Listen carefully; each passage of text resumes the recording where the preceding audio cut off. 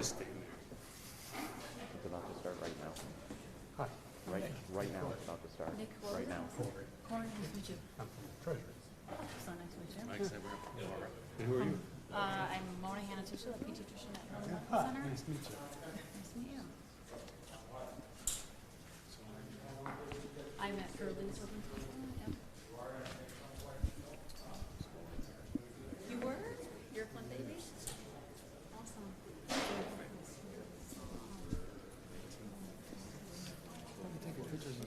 Yeah, you must have Flint hospitals around. That's why I'm standing next to the original section. Well, you should come back. We've done lots of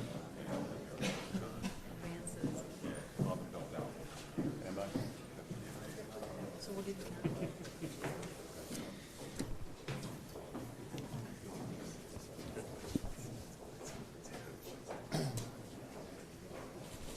Oh.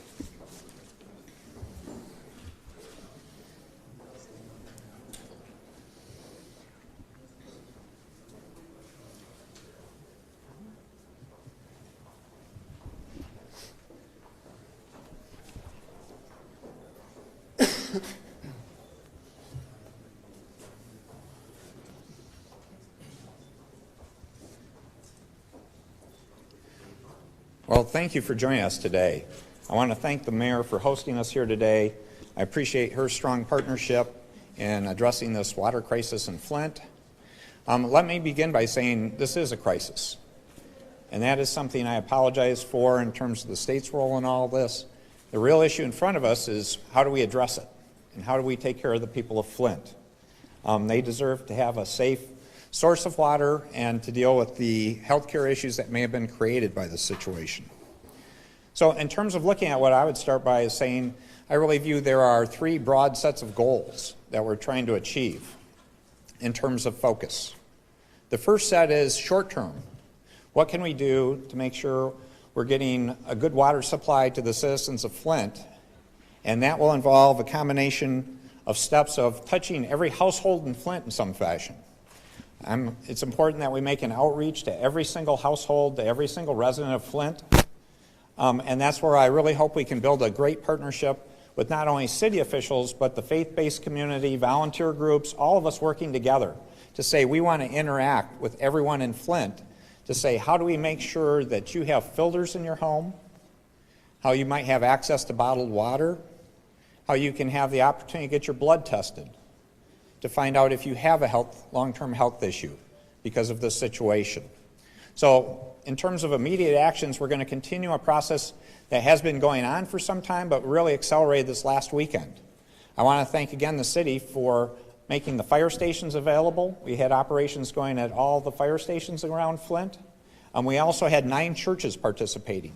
And the positive part is I believe we have strong demand from the pastors and other faith-based leaders throughout Flint to have many more than 9 participate in this process. So we want to create a broad partnership there. Other items in particular is we're going to look at pilot ways to find new ways of communication. So this is where we want to take leadership from Flint in terms of how do we reach out to citizens. We also have engaged FEMA in this process. That's one question we've seen come up in terms of some response out of Washington. We actually have liaison officers from FEMA in dialogue already. We have not made a specific request of assistance yet, but we are in dialogue with the Federal Emergency Management Agency and talking to them about how we can best work together. This is a normal part of the process after we do a state declaration. It does take some time for us to put a request together for specific assistance, and we're undergoing that process. That will take some time, but we'll get to that point. And again, we want to work well with FEMA in the interim on whatever options and ideas that we can bounce by them in partnership with the city of Flint. Another action area that's been short-term is we've done a lot in the schools in Flint. We've had 13 different buildings. We've done extensive water testing on, down to the level of the fixtures in those buildings, and you'll hear more about that. We're going to expand that program to do even more schools, and daycare centers, and other places where we might have particularly high-risk situations with kids and seniors. The second piece of action deals with the longer term. How do we get a long-term source of water, again, without saying you need to have a filter or to use bottled water? We're already undertaking that process in terms of partnering between the Department of Environmental Quality and partnering with the EPA Region 5 people. We want to work hand in hand with them. We also are making a strong outreach to Professor Edwards from Virginia Tech in terms of how we can engage his excellent work already. I appreciate Dr. Mona and her great work of what's already been transpired in terms of information on this lead test issue. So we want to work closely to look at that. Part of the activities there is, if you go back to December 9th, we actually went through a process of starting enhanced corrosion control measures for the Flint water supply. It is now coming from the Great Lakes Water Authority.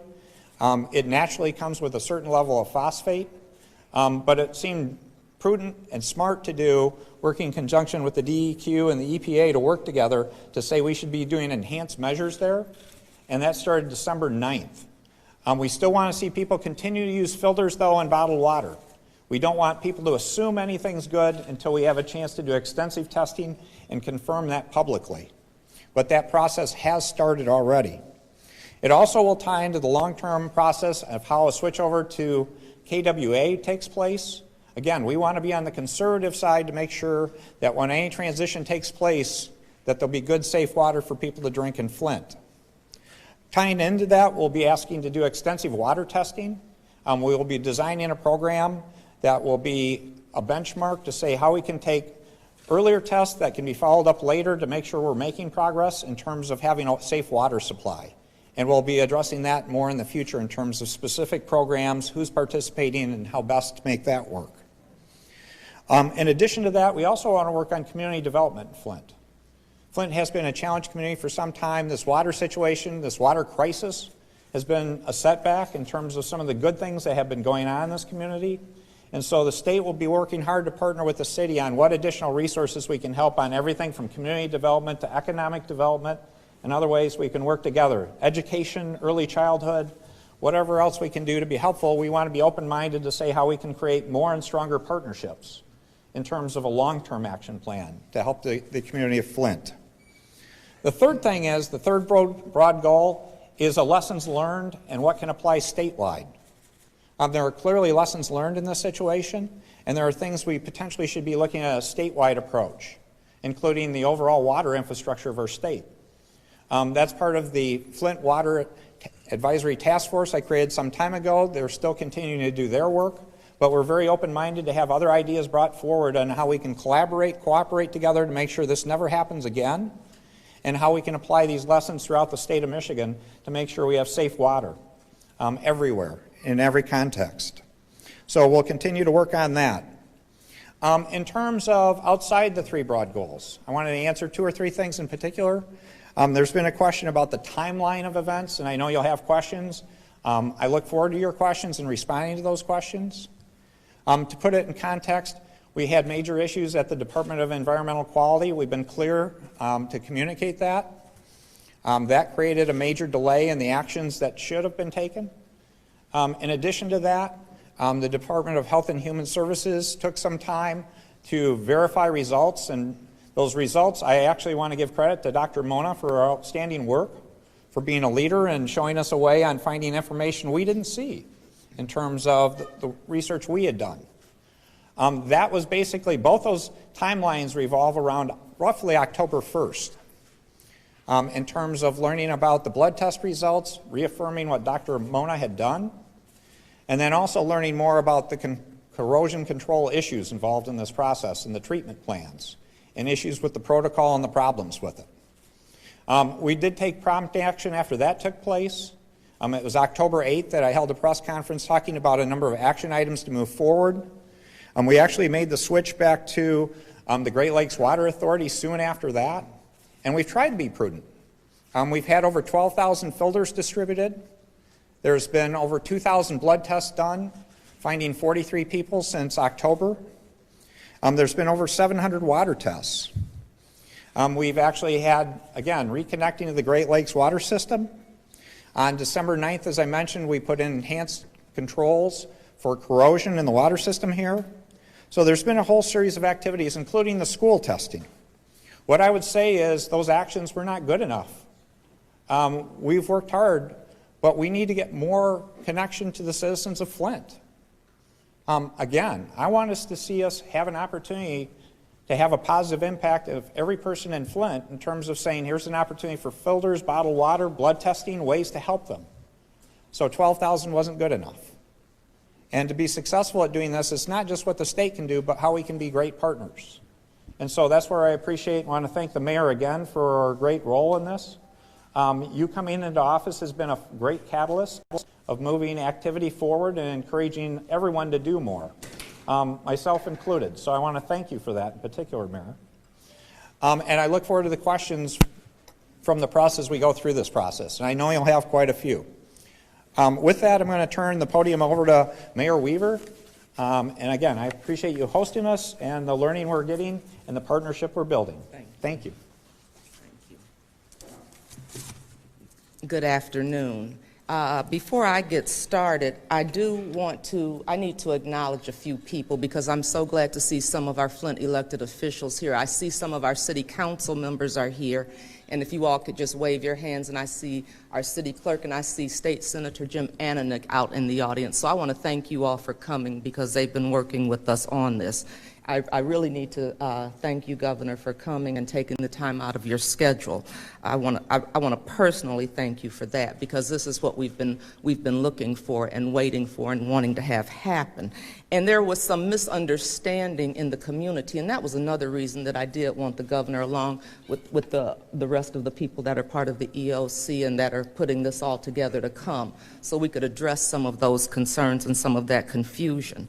And a couple of them stand out to me. One is what we talked about as far as better understanding about this declaration, because I know there's been confusion out there about why hasn't it moved up and what's taking so long. And so that was something that I had questions about, and I know people in the community had questions about that. So I'm glad the governor has come and will address those issues. That's very, very important to us here in the city of Flint, because we know that we have kids that have been impacted by this, impacted in a negative way. And, you know, some of the problems that we're going to be facing, we have not even begun to figure out what to do yet, because we have kids that are going to have mental health issues, they're going to have behavioral issues, they're going to have physical health issues, they're going to be impacted with learning disabilities, and we know we have to get services and supports to these kids and families, and that's something that we want to do. You know, we look at our crime, and we know that that's an issue when we talk about having 70%, and we have kids that will end up in the juvenile justice system as a result of this. That's a problem for the people in the city of Flint. And so we know we deserve certain supports for these kids and families, and we haven't even begun to talk about the seniors that have been impacted. And so I'm glad the governor is here so we can get some of those questions answered. And even if the answers aren't readily available, we know what questions we need to be looking for answers to that you all will have. The other thing that had been some confusion, and I know it's been out there in the media, was around transitioning of power, and we wanted to touch on that as well. But I want to thank the governor for coming. I'm glad to be standing up here with everybody else, and I want to, at this time, I'm looking for Kat right next to me. You look hard, you're fine. I'm going to transfer it over to you, and the microphone is yours. Thank you. Thank you, Mayor Weaver. Good morning. I'm Captain Klensky with the Michigan State Police Emergency Management and Homeland Security Division. The State Emergency Operations Center continues to be activated and staffed by members of state agencies as well as our other partners to deploy resources and ensure that the ongoing needs of Flint residents are met.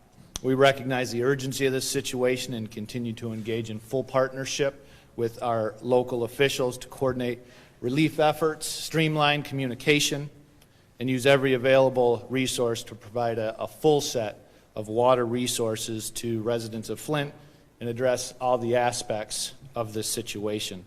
One of our immediate objectives is making sure every household in Flint has a water filter. When properly used, it removes 99% of lead in water. And right now we are bringing all state resources to bear to protect public health and safety. Since Saturday, 5 water resources sites have been established at Flint fire stations where residents can receive the resources they need to ensure that their drinking water is safe. These sites are open daily from 9 a.m. to 9 p.m. and serve as a one-stop location where residents can pick up free bottled water, water filters, water filter replacement cartridges, and free water testing kits. To date, the water resource sites have distributed over 43,000 bottles of water, 1,200 water filters, 800 water replacement cartridges, and 750 water testing kits to Flint residents. We are making every effort to ensure that the water resources are stocked with these supplies. We recognize at times that some of the sites may be running low on resources, but I assure you we are doing everything we can to ensure the needs of the residents are met. Residents who may need transportation assistance can call 211. Also beginning tomorrow, 4 water resource teams comprised of state personnel and Michigan State Police troopers will be going door to door throughout Flint neighborhoods to ensure residents have the resources they need. The water resource teams will be handing out bottled water, water filters, replacement cartridges, and water testing kits. If by chance a resident is not home when the team stop by, information will be provided or left at the residence as to where these free water resources can be obtained. And calling 211 is always a great resource for citizens to learn more information. The bulk of our actions continue to be identifying where specific resources are, where the gaps in the recovery are, and ensuring that we are coordinating closely with city and county personnel on all of our actions. This is going to allow us to target our actions and also ensure that we are not duplicating efforts. A lot of great efforts are already underway by many local agencies, public, private, and nonprofit. I would especially like to thank the American Red Cross, United Way, and 211, and many other organizations that have assisted with the water resource distribution efforts and the donation management process. We have also received an outpouring of support from volunteers and organizations who want to help with this effort. Individuals looking to volunteer and or donate water should call 211. We're working as fast as we can to identify what is being done already and what still needs to be done. One of the most important messages and priorities for us is making sure residents are aware of all the information and free resources currently available to them. The one-stop shop for these resources is www.michigan.gov/Flint Water. The entire operation is about making sure Flint residents receive the resources and information that they need. And we are 100% committed to doing what needs to be done until all needs are met. And at this time, I'd like to introduce Director Nick Lyon. Thank you. Thank you for coming today. I'd like to echo some of the points made by Captain Kolensky, as well as provide some additional information specifically for Flint residents. I, too, would like to express our sincere appreciation to our partners at the United Way, 211, Red Cross, and our faith-based groups for their help in mobilizing supports to residents. I'd also like to specifically thank our Genesee County Department of Health and Human Services staff that is working with the Michigan State Police to meet with residents, provide water filters, and answer questions. We're also going to be working with our local child and adolescent health centers and Pathways Potential schools to ensure that they have information to assist families as well.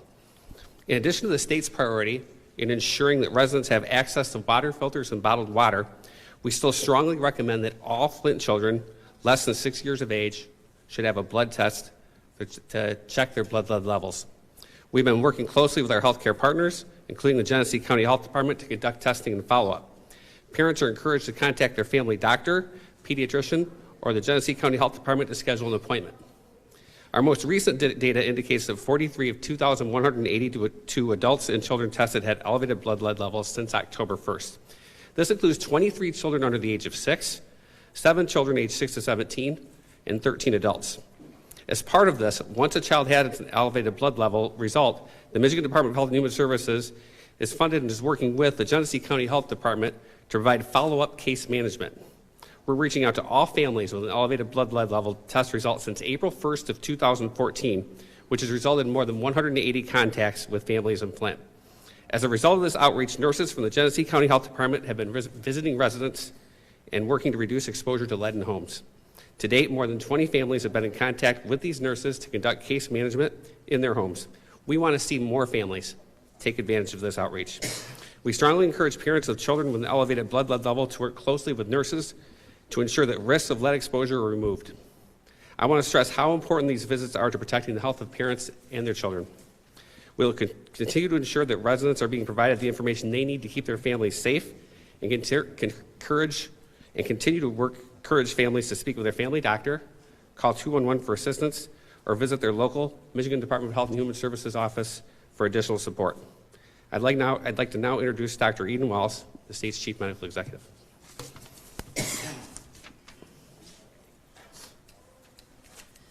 Good afternoon. Thank you. I'd also like to take a moment to thank our partners in this effort. Specifically, I'd like to thank Dr. Mona Hanna-Attisha, who stands with us this afternoon, and Dr. Lawrence Reynolds for their support throughout this entire response. Dr. Mona Hanna-Attisha and Dr. Reynolds and I have worked very closely over these last few months to address the blood lead levels in children and ensure they are receiving proper follow-up and care. As such, I'd like to reiterate Director Lyons' comments regarding the importance of Flint parents working with the Genesee County Health Department case managers. These are nurses that are trained to do this case management. There are multiple sources of lead in the environment, however, and this certainly includes not only the addition of the potential exposure to the drinking water, but also to contaminated soil from lead paint dust and soil and other sources. So parents are really encouraged to get themselves and their children's blood tested. So I'd like to make a note here. Out of the 43 that have tested positive since October 1st, greater than 5 micrograms per deciliter, that does not mean that those 43 are directly related to exposure to water. Okay? So that what we do is a case investigation to then identify that source in the environment of the child. And this is similar to what we've done with blood lead testing for years in both the local and state health departments across the state. It's really the case management and identification to determine that. What is new about Flint, though, is that we are actually making sure to test the drinking water in these case investigations, which is really something new that any public health department really has not faced nationwide up until this event here. So much of what we're learning from Flint will actually be able to be translated to much of what goes on at a state and national level. But I wanted to make that point because it's important that we understand that lead is throughout our environment in many sources, and in here we've shown that it's still not safe to drink the water. But to take the numbers that report as elevated blood lead levels to be representative of an environmental exposure, but that cause of that exposure is evaluated by our case managers that are really good at this at the local health department. Additionally, as a resident, there are a number of health-related steps that you can take to quickly address the continuing protection of yourselves and your children's health. Certainly, we continue to encourage that you get your free water filter or your bottled water. And again, Captain Klensky mentions the sites that are available. You should use filtered water, particularly filtered water, for the cooking, washing fruits and vegetables, brushing your teeth, and pet water bowls. I think that one of the things we have to realize is that pets are part of our families too. You can use unfiltered water for cleaning in your home as well as for bathing. And I know this has come up quite a bit in the news lately, so I want to clarify this as well. The Centers for Disease Control and Prevention, which is essentially our leader nationally for public health and all public health recommendations, have done studies that have looked at the potential for lead to be absorbed through skin, or whether it could be absorbed through skin. Based on the way that lead is absorbed into the body and causes its metabolic or chemical effects upon the body, it is safe for parents to continue normal bathing habits for themselves and for their children. Now, that caveat is this, that the bath time be used for bath time only. So rather than having the child sit in the bath and play for an hour or more at a time where there's an increased chance that they may get hand-to-mouth activity or water splashing into their mouths and such, we hardly recommend use the bath for bathing, remove the child, dry the child off per the usual, but no extended time. There is nothing there in the water at this point that we're aware of that has any effect per lead or any of the phosphate levels. The phosphate levels also look just fine, and we're not aware of any other corrosives or contaminants. Parents can help also their children if there's been any effects on children with exposure. I want to make another caveat here. If I get a blood lead level test on a child right now, today, if I draw their test and it is 0, that does not mean that they weren't exposed in the last 18 months or since April of 2014. The blood lead tends to disappear from the body after exposure within about 28 days. So then you might ask us, well, why are we testing the children then? Well, first, we know that water is still not safe, so there's a potential if we do a case investigation and that home does not have an adequately placed filter or a filter at all, we can identify that child that may be exposed to ongoing unfiltered water. The other is that we can identify the whole cohort of children that have currently elevated blood lead levels so they can get the adequate case management that Director Lyon mentioned. But it is important that when we think about a public health perspective, that we consider the whole cohort, we call that a group of people, exposed to the drinking water, especially 6 years and under, since April 2014, as exposed, regardless of what their blood level is on January 11th of 2016. So, I'd again want to talk about nutrition. Foods that keep lead from being absorbed into particularly a child's body is foods that have calcium, vitamin C, and iron. I also like to thank our healthcare partners. We have worked together in leading a webinar for physicians and plan to continue our partnership going forward to help ensure that our residents are screened and followed up with as soon as possible. Thank you. Director Cray. Thanks, Doctor. I'm Keith Cray. I'm the Director of the Department of Environmental Quality. I was asked to make a couple comments. So I started my job January 4th, and my first task was to make sure that the processes and practices within the Department of Environmental Quality actually provided the appropriate outcomes. So my first call was the EPA to Susan Hedman and said there cannot be any daylight between the regulatory agencies. No longer can we talk about corrosion programs and corrosion treatment. The citizens of Flint deserve safe water, irrespective of any other regulatory confine. Our process was not rigorous enough to assure that. We got into a 6-month testing protocol, which was a corrosion program. That didn't fit muster. And so what we need to do is make sure that it'll be results-driven and data-driven, and we're committed to do that. So we assigned our Chief Deputy Director, Jim Saigo, to be a division director. George Christian is our laboratory director who has great scientific rigor. He is the Flint contact person, and he'll make sure that your questions are answered, and we'll make sure that we are accurate. And I stress that. We need to be accurate. And so what have we done? Our lab is now 24/7. We can run the samples. Samples will not be a bottleneck. We're fully embraced and engaged in the Emergency Operations Center. We have been out testing schools, so there's 13 facilities in Flint that we've tested 2,500 samples. But all that does is indicate where the problems might be with faucets and fixtures. The good news is we haven't found it further back into the plumbing structures. But we have work to do because we'll have to replace those and then test those and then to assure that there are not unacceptable levels. There's about 700 samples that have been submitted already. 75% of those are under 5 parts per billion. 92% of those are below 15 parts per billion. Well, what does that really mean? We don't know how the samples were taken. We don't know what sample integrity was. We don't know what side of the filter they're on. So actually all that does is that's just a data point in time. So as my colleagues have said, we need to continue to utilize filtered water. We need to establish a baseline. We need to be very aggressive then in retesting, and then we have to make sure that we get it right. We are working hand in glove with the officials and the experts in Flint and the water treatment, as was mentioned. The water coming from the Great Lakes Authority was 0.3 parts per million. That's now being added to, so it's 1 part per million, so we can rebuffer, if you will, those lines. And then that hopefully will reduce the end results. I'm asked the question, when can you assure us that happens, Director? I can't stand here and tell you a date. I can tell you that let's take some samples and let's make sure we're accurate. And let's make sure that we think about the end is the outcome, and the outcome is safe drinking water. So thank you. Governor? Yeah, I just wanted to come back up to reiterate something because I don't want anybody walking out with the wrong information or some confusion. And I'm speaking as the mayor, but I'm speaking as a licensed clinical psychologist as well. And we all know that we need to educate people about lead. Lead is a public health issue, and we know that lead comes from dust, and we know that lead comes from paint chips and other sources. But today it is about the lead in the water. I don't want us to get off of that. So I just really need to emphasize that because I don't want anyone walking out of here saying that we are trying to put it off to other sources. We know it comes from those other sources, and we need to educate people about that and continue to monitor that as well. But today, we are here about lead in the water. Thank you. Thank you. Okay, some questions now. I'm going to ask to be called on and close for me. I'm not sure we do it in an orderly fashion.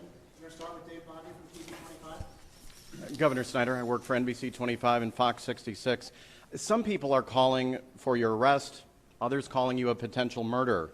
How could you in good conscience not have done greater due diligence? Do you agree that your staff and you are responsible for any illness or deaths that come from this contaminated water? Well, what I'd say is I've apologized for what's gone on with the state, and I am responsible for state government. So I have a degree of responsibility, and that's why we've tried to be prudent about taking actions to address where those problems were, what those issues were, to ensure they didn't happen, and then be proactive to take steps to address these situations. And again, I wish they never would have happened. So now we're in the mode of saying, let's focus in on how we get safe drinking water in Flint, both short-term and long-term. How do we work closely together to deal with the long-term health consequences? Question for you. A lot of mistrust here outside that door you can see. What specifically is going to be done in the future to regain that? What kind of transparency are you promising? Well, again, you're seeing it here today. Again, we're sharing information. We'll have regular reports on data in terms of where we are with water filters information. The test results, as we talk about water tests, we went through numbers about how many people have had their blood tests, how many water tests have been done, what those results show. We're going to continue on that path of sharing that information. And the other part I'd reiterate, it's not specifically part of this, is we want to build a strong relationship with the mayor. So one of the actions we're also taking is transitioning more authority back to the mayor, and that will be taking place this week. It should be on the agenda for the RTAB board later this week on Wednesday in terms of giving the mayor more authority to hire and fire her team. Governor, can you clarify this and maybe put it to rest, just in terms of when the potential problem with lead in Flint's water was brought to your attention and what you did after you found out? Yeah, the real issue, the most clear event was when the Department of Health and Human Services confirmed the results from Hurley Hospital in terms of elevated blood levels. And that confirmation, I believe, was about October 1. We actually started taking actions on October 2. And again, I held a press conference on October 8, including the reconnection to Detroit. And I need to thank a lot of partners for that, including the Mott Foundation. Governor, Yeah. Chad, Governor, did Dennis Muchmore inform you of this issue in late July? And did you sign off on the distribution of 1,500 water filters this summer? Well, two things. Those are two different topics. In terms of Dennis Muchmore, he was an outstanding chief of staff who's just soon to retire. And I appreciate his email. We were concerned about getting feedback from the community, and we wanted to push on departments to say what were they finding. And to be open with you, they came back and reaffirmed they didn't believe there was an issue. That was not the correct outcome, it turns out, in retrospect. That was one of the problems with the situation. But we were very proactive. With respect to the water filters earlier in the year, I was happy to support that because that was not with respect to just lead. That was because of their concerns about odor and other issues, the quality of water in general, and to say we could do more to help people in Flint, we always want to be proactive. Governor, with all due respect, what is taking so long? I mean, you say that you learned about the situation in its entirety in October. Today at fire stations, there's no water, there's no filter at many stations. People outside tell us that they feel helpless, they feel stranded, and frankly, they don't believe you anymore. At what point do things change? Why isn't FEMA out here right now with trucks handing out water to people that need it? Well, again, I think you're going to find the fire stations hopefully do have water and filters. We started ramping up. Again, this whole process in terms of providing resources to people, we had been doing that for months, but we need to do more.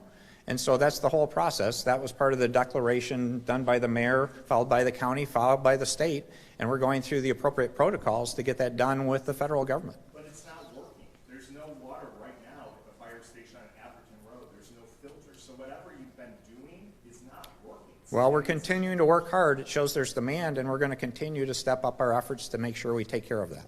Channel 5? Governor, when we talk to the people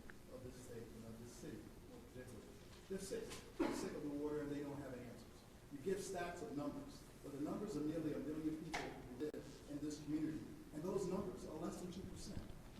How do you sit here before us and say that that's a good presentation when we need stuff done expeditiously to make sure these people don't get sicker?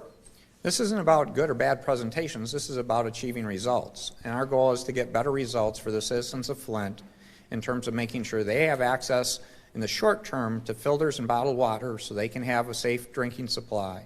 And longer term, making sure we take the steps, action steps necessary to make sure the traditional water system can work with better support from the EPA, with the DEQ, and all of us working together to make sure there's good, safe water that comes out of that faucet.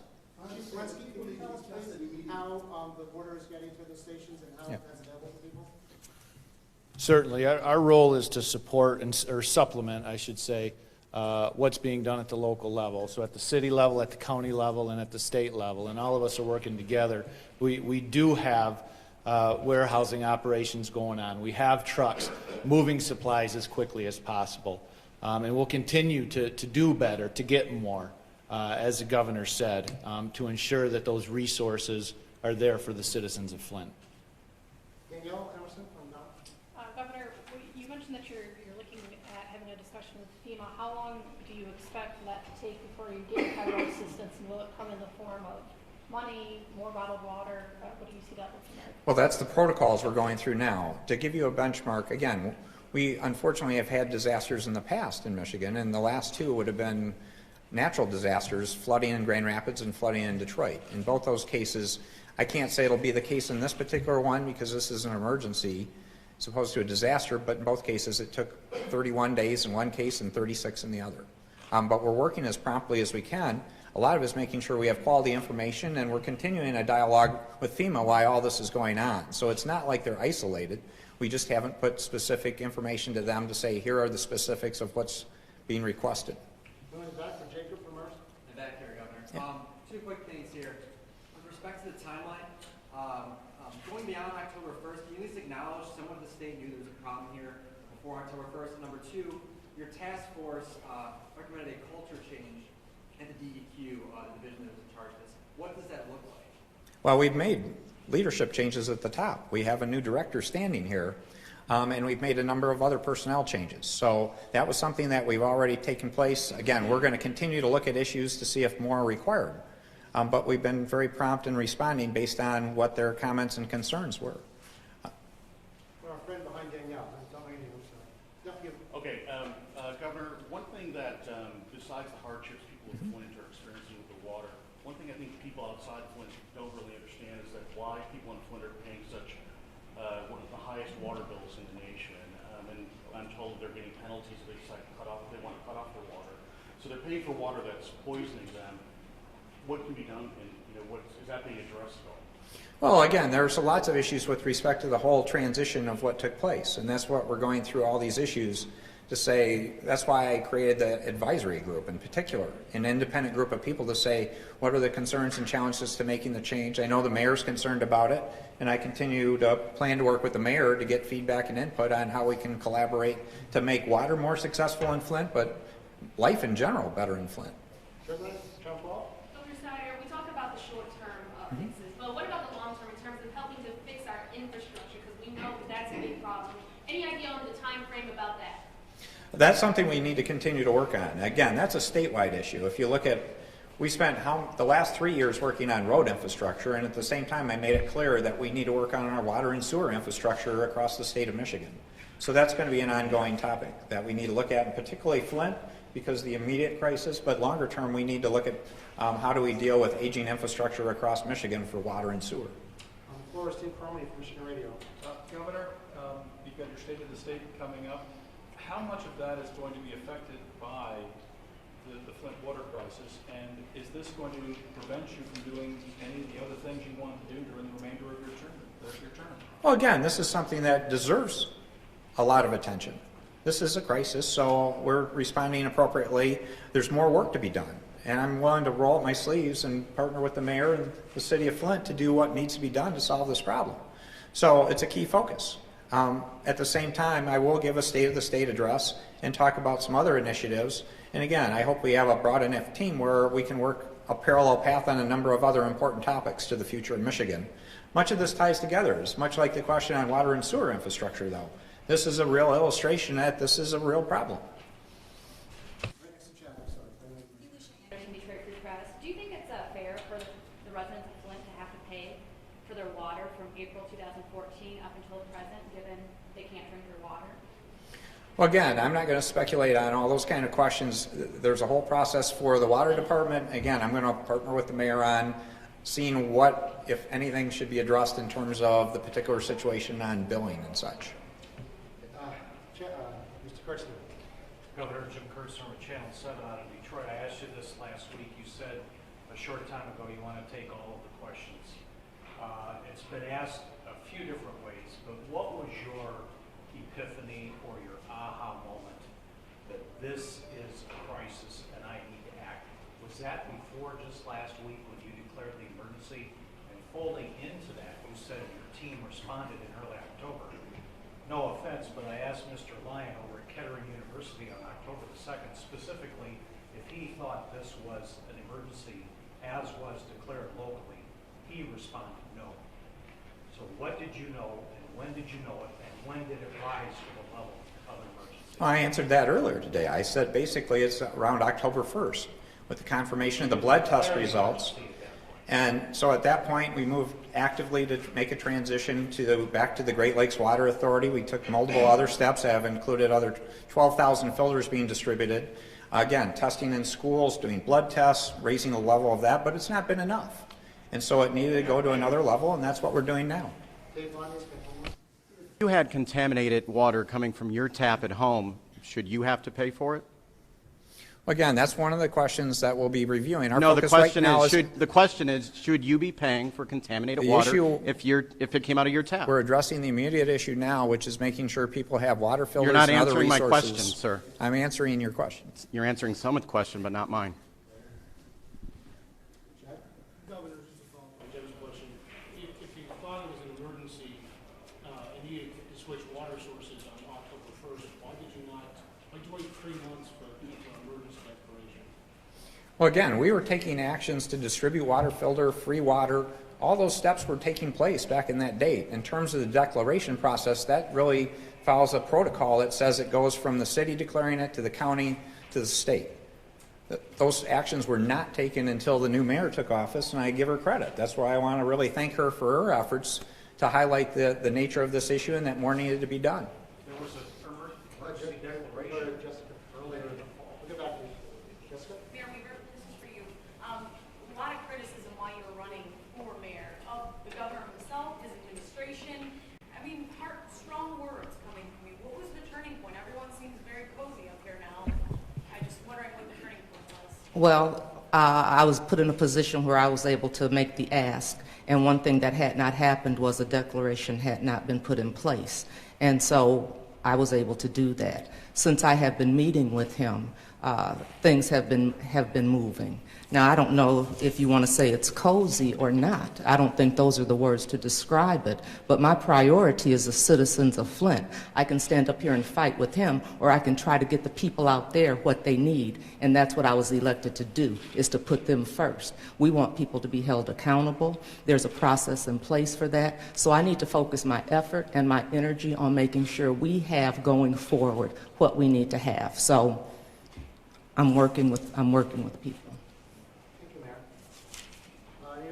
The doctor says it's safe for children to bathe in this water, Governor. Would you let your children right now bathe in this water?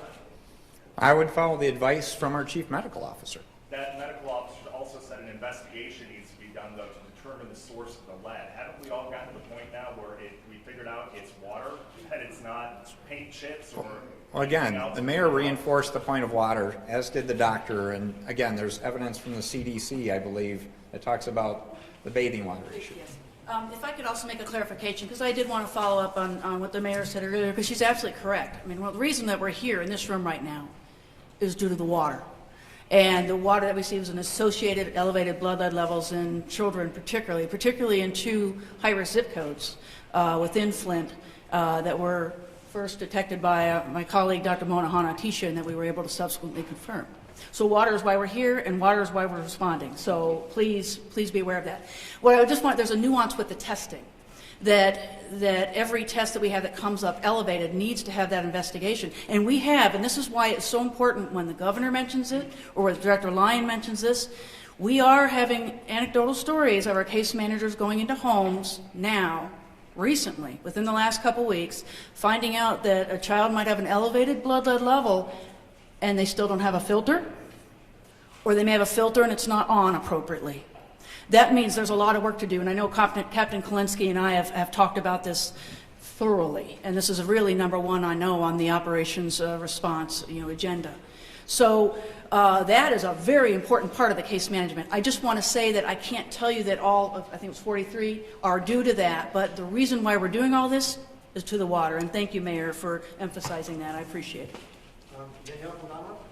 Governor, you've got a budget coming up pretty soon. Will there be any further emergency appropriations for Flint or for the schools or any of its debts or anything like that? Yeah, one of the things we're looking at, and we're going through a process of getting input from a number of parties, including the city and other experts, is potentially a supplemental appropriation request to precede the budget request. You have a crisis in DPS with 60 schools closed today by teachers staging a sick out who say their working conditions and the condition of schools in Detroit are impossible. Well, again, that's a terrible thing to have happening there, and the real question is I appreciate people having different perspectives. To do it at the expense of the children, I don't believe is the best course of action. There's other venues for them to make their points and to review those. I'm happy to have our team go through an analysis along with the emergency manager. To have it at the expense of the children, I don't believe is appropriate. We are almost out of time. Alicia from the Press. Did you personally sign off on the decision for Flint to start drawing water from the Flint River? I didn't specifically go through that analysis, as I recall. And Chad has one. Retrospect, Governor? Yeah, one more from Chad. Do you want to answer all the questions? Should you have? We have a protocol for taking questions. Just to follow up on FEMA, what is the timeline for getting an emergency declaration request to the federal government? Again, that's where we can't put a specific timeline on that yet, Chad, because we're early enough in the process. We'll be glad to provide more detail and time frame as we get into this and we get to the details. Jim is going to wrap it up, and then we're done, Jim. Should you have paid more attention to this issue when it first started? Well, obviously, in retrospect, there's always opportunities. You wish you could go back and do things. We have to deal with the circumstances we have today. This is something none of us wish would have happened. And the question is, how do we respond to the crisis in front of us? And I think we're trying to be very proactive in a partnership context to say, let's get near term, let's get issues resolved in terms of having filters, bottled water available. In the longer term, let's make sure we're doing the long-term health care plans to take care of children and other individuals with elevated blood lead levels.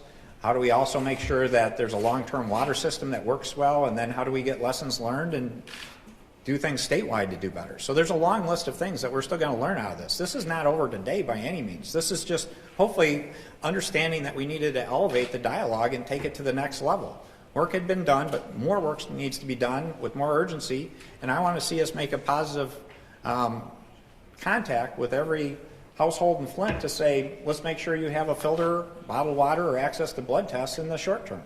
Thank you very much, Governor. Thank you very much, Mayor. And everyone who got to understand. Thank you.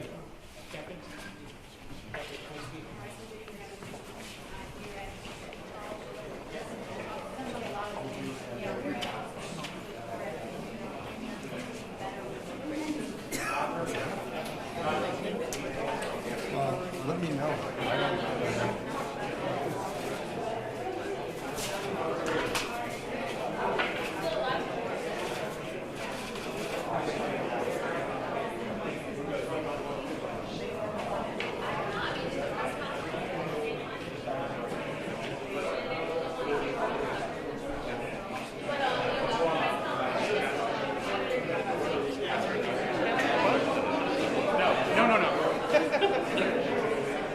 Do we need anyone else, I'm wondering?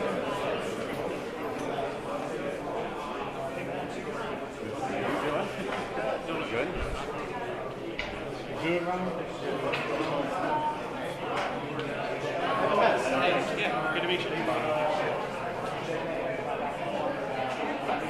Hey, nice meeting you. Yeah, see you. Okay. I miss not being out all the time. I like in the winter.